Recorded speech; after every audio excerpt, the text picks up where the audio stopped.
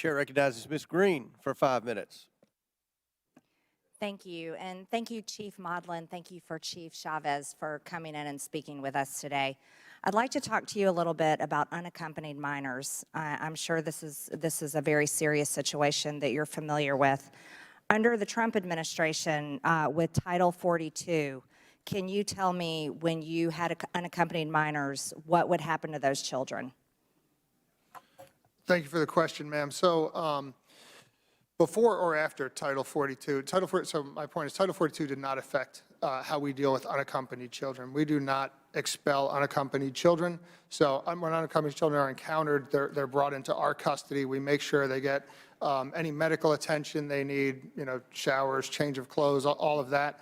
And then they're turned over to HHS's ORR within 72 hours. And that's how it's handled right now under the Biden administration? That's how it's been handled for as long as I've been handling unaccompanied children, ma'am. And were they sent back to their home countries before the Biden administration?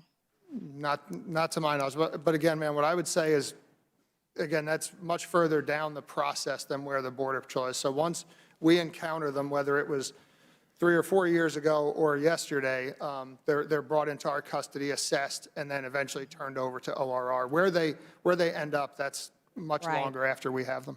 Many of them were sent back to their home countries before under Trump's administration. I want to talk to you a minute about, are you familiar with, there was a 20-year-old autistic woman in Maryland who was strangled to death by an illegal alien here, 17-year-old MS-13 gang member. Under the program as it is right now, many of the MS-13 gang members are being brought in the country as unaccompanied minors. They're very young. They're under 18, and then their numbers have doubled, maybe tripled in our country. What have you seen with that? Again, ma'am, thanks for the question. My personal experience in the 2 years I've been in the Tucson sector, I'm unaware of any significant amount of MS-13 gang members within the unaccompanied children population. Well, how are you able to know if they're gang members or not? Do you have an MS-13 gang database that you're able to search them up in there and somehow find out if they're gang members or not? So, ma'am, with our agents that have a significant amount of training and experience, there are things they look for. There are certainly, as you know, you've probably seen photographs of MS-13 gang members with significant amount of tattoos. Sometimes it's simply an admission of it. Sometimes it may be other things that trigger agents to start questioning. Right, but Chief Modlin, they may not have had all their tattoos yet, being that they're young and under 18, being 15 or 16-year-old. As a matter of fact, they are coming in the country at a much higher rate. That's why this 20-year-old autistic woman was killed, because of an illegal alien, a 17-year-old MS-13 gang member, and she'd be alive today if our border was secure. One of my Democrat colleagues was talking about the wall as if it doesn't work. I assure you that the Democrats believe in walls because they've erected one around the Capitol today because President Joe Biden is delivering his State of the Union address to the country. Walls do work, and we want you to have a wall as one of the toolkits in your box to stop the illegal invasion into our country that's occurring every single day. Are you aware of how many fentanyl deaths that the percentage increase in my home state of Georgia? Ma'am, I'm unaware.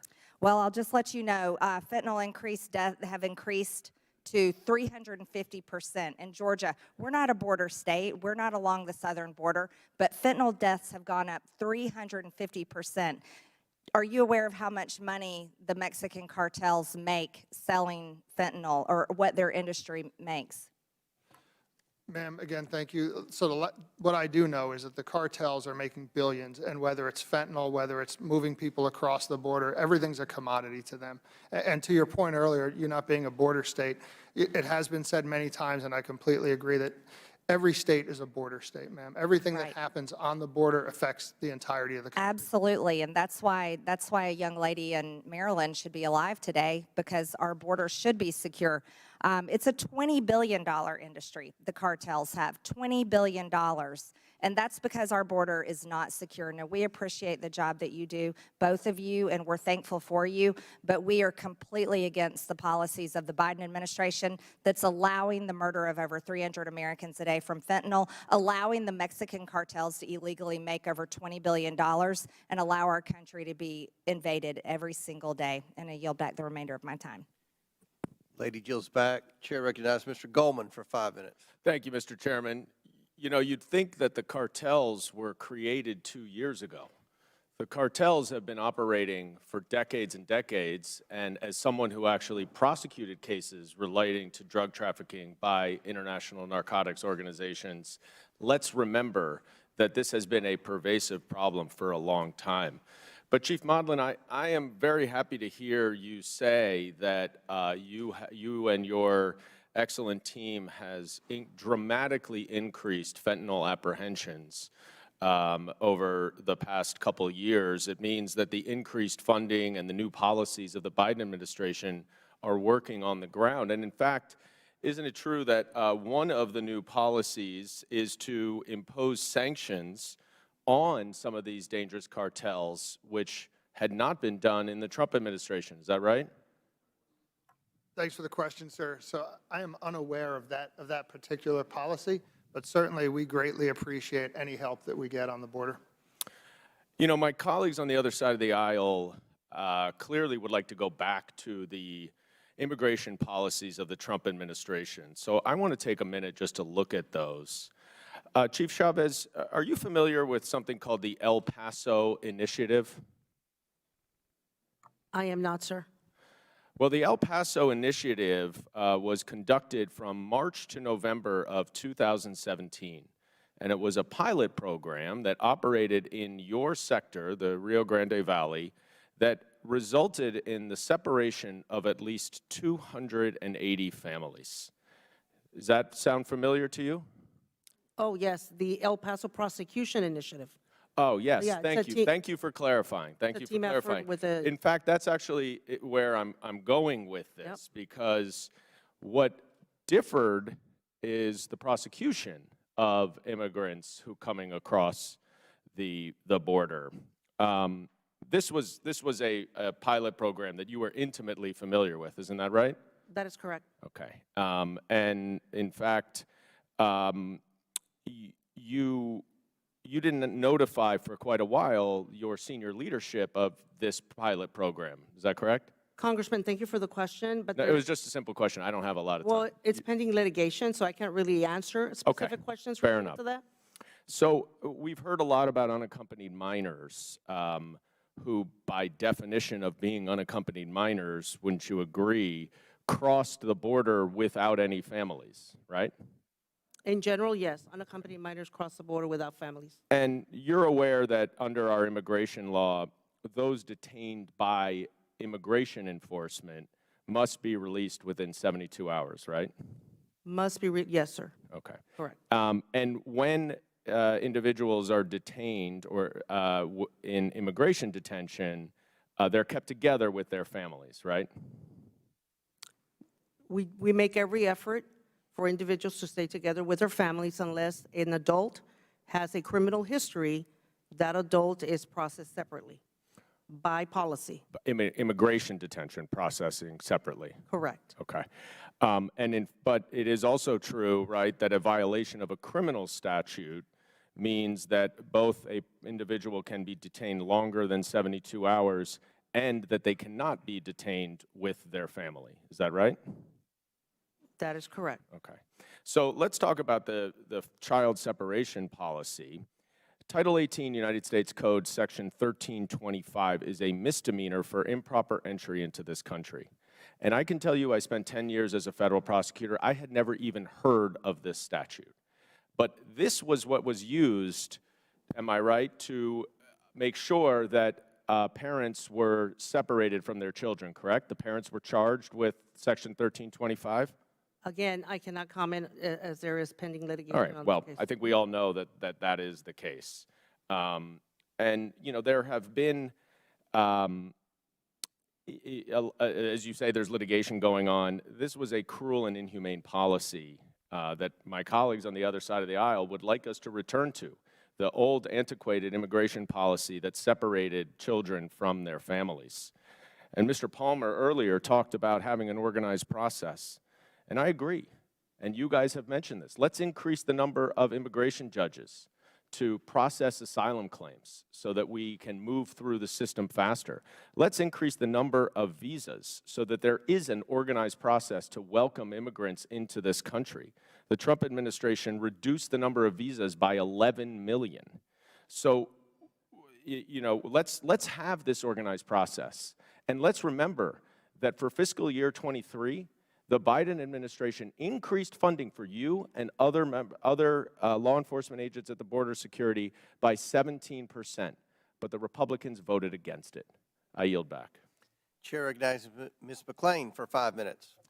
Thank you, Mr. Chairman. And first, I want to start out by saying thank you for being here, but more importantly, thank you for doing what you do to try and protect this nation at the border. I think at times we get a little bit lost in our partisan politics, and your job and what you do is increasingly important.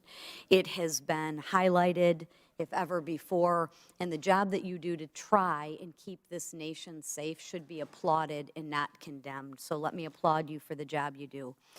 In the interest of time, I just want to go through some questions to make sure I have the facts correct. And I'll start with you, Chief Molden. Do you know how many potential terrorists were apprehended last year? Thanks for the question, ma'am.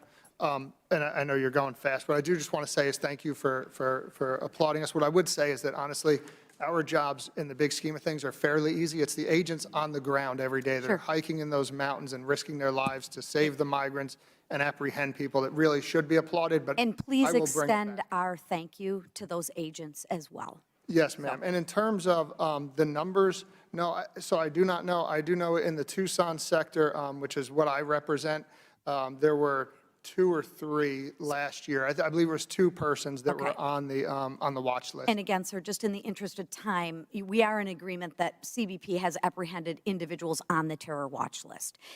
Correct? Yes, ma'am. Okay. CBP data that I have said reports 98 suspected terrorists apprehended just last fiscal year on the southern border. Would you have any reason to doubt that, or do you think that's inflated or deflated? Does that sound directionally correct? I don't have any reason to doubt that, ma'am. Okay, thank you. Ma'am? Nor Okay. I, Congresswoman. That is a substantial increase from prior years. Is that correct as well? That sounds about right. Okay.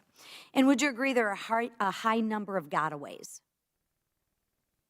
That is correct, ma'am. Okay. And again, I'm just trying to get the facts, trying to leave the personalization out of it. In fact, CBP estimated that there were over 500,000 people that got away in fiscal year 22. Sound correct? Yes, ma'am, that sounds correct. And given the number of people slipping past CBP, are you concerned that terrorists could be exploiting this chaotic situation to slip through the cracks? Again, ma'am, in terms of the gotaways, I think it'd be irresponsible to try to assume who they were. All I do know is that a lot of people do get away from us.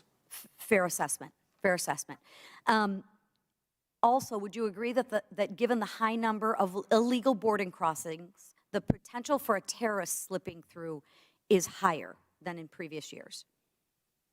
I mean, just by sheer means of volume. I don't want to speculate, ma'am, but as Chief Mullen mentioned, we don't want to assume the unknown. We are concerned always, of course, because to us what matters is who and what comes between those ports of entry, and that we're able to identify every single person that comes through. And are you doing that? And we're not able to do that at I this know, time. and I don't mean that any disrespect. No, You're doing but the best you can. that is what the with challenge is. With what you have. Would you agree that this presents a significant national security risk? When we don't have the right amount of resources, the technology, the infrastructure, the personnel, where agents can get to every bit of location across that border to ensure that we have the vigilance necessary to find every person that's crossing illegally, then we have a high probability that So would that be a yes? We don't know who's coming across, yes. Okay. In terms of the cartels, have they become more active on the border in recent years or less active? It is my belief and my experience that they've become more active in recent years. Thank you. So throughout this hearing, we've highlighted several issues that have both arisen because of the open border crisis. My final question is, would you agree that our catch and release policies are actually incentivizing more people to try and illegally cross our borders or deter them? I think that with the current situation that we've been faced with here in the last year, where we are working now with we only have 4 dispositions to work with, which is return, remove, transfer to another agency, or release. I think that everyone nowadays has a cell phone. So when migrants are released into a community, they immediately contact their relatives, they contact others. So then that sort of So you would agree with incentivizes me that people it to come actually across. incentivizes more? Correct. Right, it's like with our children. If we tell them that our curfew is 11 o'clock, but they come home at 11:30 and there's no consequences to their action, that only incentivizes them to come home at 11:30, even though their curfew is at 11. So I appreciate that. I think it's clear that these policies put in place by this administration has opened the door for dangerous individuals, including but not limited to terrorists, to cross into our nation undetected. These policies are harming our citizens in a myriad of ways, and every day that goes by, our national security is more at risk. Again, I do thank you for the job you do and extend that gratitude to the people and men and women that are actually on the ground trying to secure our borders. And thank you, Mr. Chairman. I've gone over my time. Lady yields back. Chair recognizes Ms. Ocasio-Cortez. Thank you so much, Mr. Chair. You know, much of the work of this committee is done alongside the work of the Government Accountability Office, which provides reporting to the Oversight Committee as well as the whole of government and the public about vulnerabilities in overall federal operations. In 2020, the GAO, said office, reported that Border Patrol does not currently have reliable information on deaths, serious injuries, and suicide attempts, and has not consistently reported deaths of individuals to Congress. And in 2022, the GAO again found that Border Patrol has not collected and recorded or reported to Congress complete data on migrant deaths or disclosed associated data limitations. Chiefs Chavez and Modlin, why is that? Ma'am, thank you for the question. What I can tell you is that I think anytime a migrant dies in the desert, you know, in the mountains, it's horrific. And as discussed earlier, it's, you know, the cartels are putting these people in grave danger. In the area that I work, it's 4 or 5 days for most people to get to the border, up to a place where they can be picked up by a smuggler. So those are incredibly treacherous things. What I'll tell you too is often, you know, when someone is found in the desert that has perished, that person could have been there for 2 or 3 years. You know, the area that I work is very different than others, so I think our numbers probably tend to be a little harder to lock down. But I do know that certainly the numbers have increased this year, I believe nationwide. I don't think it's commensurate to the amount of people that are crossing, because one of the things that we've done is put a tremendous amount of focus. I've got close to 300 EMTs. And I'm sorry, I paramedics. have to. Yes, ma'am. I don't have much time. What about in custody? Deaths in custody or suicide attempts in custody? Congresswoman, thank you for the question. So information like that of migrants that attempt suicide or migrants that die in custody, we actually have evolved and have some really good record keeping. Maybe it's as a result of the GAO reporting. I'm not sure, but I know as a fact that when it comes to our central processing centers, we have now ramped up camera systems that are very robust. So now we're recording everything. Understood. So the tracking is impeccable now, where the reporting is constant for us. Thank you. And we'll be sure to follow up on that information. And Chief Modlin, Pima County falls under your sector, correct? Did you say Pima County, ma'am? Yes. Thank you. Are you aware of the militia group known as Veterans on Patrol? Yes, ma'am. And are you aware that this organization is a designated hate group by the Southern Poverty Law Center? Yes, ma'am, I'm aware. And are you aware that agents in Pima County, CBP agents in Pima County, have had regular contact? And according to this report, seems to have received assistance from this organization? Ma'am, I think it's important to define what assistance is. What I will tell you is whether it's Pima County or any of the other 3 border counties, if someone calls and says there's illegal activity on the border, then we do respond. And obviously, some of those calls will come from militia groups, whether it's that or others, or sometimes there's other groups out there, humanitarian groups as well, that will call us and tell us that someone's in need of medical response Yes. or something. Thank you. I ask because Veterans on Patrol, again, a designated hate group, does publish quite a bit of their own media, which includes agents in some of these videos that they post. In one, over the course of the conversation, an agent greets militia members with a high five. This is an organization that spreads anti-Semitic conspiracies and beyond. And I was wondering if your sector has a policy regarding agents interfacing with known members of designated hate organizations. Thanks again for the question, ma'am. So what I can tell you is that I don't know that it's possible to separate all interaction with any group that's down on the border. Certainly, we do not encourage militia groups or anyone else to be in the border environment. But we do respond, again, if someone calls and says there's someone in distress that needs us or that they've witnessed some illegal action on the border. If you were to discover agents actively working with hate groups and militias, would their employment be terminated? So our agents, ma'am, are all part of a bargaining unit. So there is, CBP has a table of penalties, and then, of course, that they're afforded right to representation and stuff. So I don't know that I could say that, what would and wouldn't trigger an automatic termination, but there would certainly be a disciplinary process. Thank you. Gentlelady yields back. Chair recognizes Ms. Boebert for 5 minutes.